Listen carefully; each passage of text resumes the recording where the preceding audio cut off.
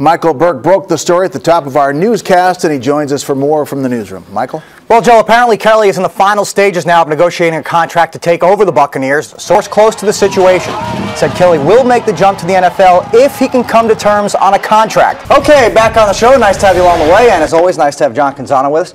Cufflinks tonight. What are you, coming from a bar mitzvah or something? Yeah, I'm out of shirts. That's a good answer. You're all over this Twitter thing. You got some breaking news for us on the Blazers? Yeah, oh, I do. Yeah, I what do. Do you got there? Wait, I have to look here. Nolan it's here. Smith, Oh, he has an ear infection. Yeah. He's not going to be able to play tonight and won't travel with the team either.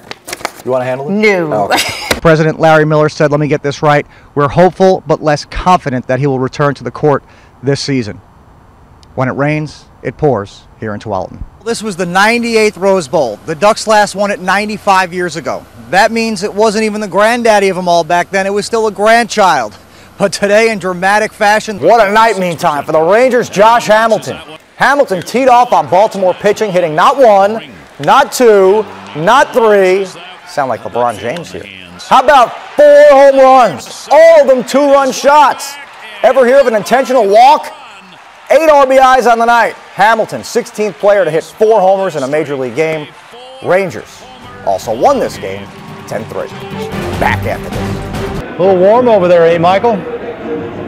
No, it's not that, Joe. David Beckham just got off the bus a minute ago. Give me a second to regather myself. At home, the Blazers are 11-1 this season, but they have only 3 road wins. However, one of those 3 came in Oklahoma City. That's what they got tonight at the Rose Garden. Former Sonics in town with Kevin Durant. First half, LaMarcus Aldridge. The All-Star campaign gaining steam. Fall-away, rainbow jumper, and the Blazers race to an 8-point lead. Second quarter, down 3, Wesley Matthews off a turnover, and there he goes with the rip at the other end. 42-41, Blazers down 1. Now tied at 50. Blazers turn it over. Russell Westbrook finds Durant, pipes that one down. OKC led by 8 at the half. Fourth quarter, huge night for LA. 39 points, gives Portland a 4-point lead there. Later in the fourth, tied at 101. Jamal Crawford, a big-time hit for a 103-101 Portland advantage. Same spread, seconds to go. Kevin Durant on the drive. Blocked by LA, but the officials wrecked the night with a horrendous goaltending call. Watch Coach Nate go nuts after he sees it. Take another look. Clearly a bad call. LA got to the ball before it got to the backboard. In overtime now, Blazers down 2 off a turnover, and Durant slams the door. 111-107, Blazers dropped their second home game, thanks in large part to that bad call. They didn't explain it. They just said it was a block. And that was pretty much it. But I thought that was a good block, and that game should have been over. It doesn't really matter, does it? I'm not trying to sound rude today, guys, but it's just, when you lose a game like that, I don't really want to go back and forth if it was or if it wasn't, because it's not going to change the game. So, they played better than us tonight, I guess, in the overtime, and they won the game. All right, Blazers get the Rockets here Wednesday at 7. Former Lake star Kevin Love suspended 2 games by the NBA. Here's why. Love got tangled with the Rockets' Louis Scola, and when Scola went to the ground, Love unleashed his inner Ndamukong Suh by stomping on Scola's head. Love apologized, but the league doesn't care about remorse. For me, just want to learn from it. Luis and I had talked for 15-20 minutes after the game, so we're all good now, and we just want to keep moving forward. And like I said, for us to win these next 2 games without me. Winterhawks on Coliseum ice to play Vancouver, down 1-0. Troy Rakowski at the point, snaps a wrist shot, tying the game at 1. That was part of a 4-goal second period for the Hawks. Winterhawks hang on for another home win, 5-4 tonight's final over Vancouver. And the Super Bowl champion Giants arrived home today, minus their MVP. No, Eli Manning didn't miss the flight. He had a date with Mickey Mouse and friends at Disney World. This tradition began exactly 25 years ago with another Giants quarterback, Phil Simms. Tomorrow, Manning will join the team for a ticker tape parade through Lower Manhattan, up the Canyon of Heroes.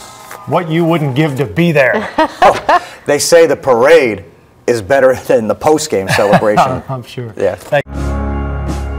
Time has a way of clouding details of our own life-altering events, but time doesn't stand a chance when you help to change the life of someone else. When I have a son, I want to pass that on to him, and I'm going to make sure that he tries to do something like this. See that final project done, it was huge just because I've just never been a part of something that charitable. It hits you a little harder some days than others, but I definitely think about it, you know, on a daily basis. Lance Mitchell and his friends are thinking about their new friends a half a world away.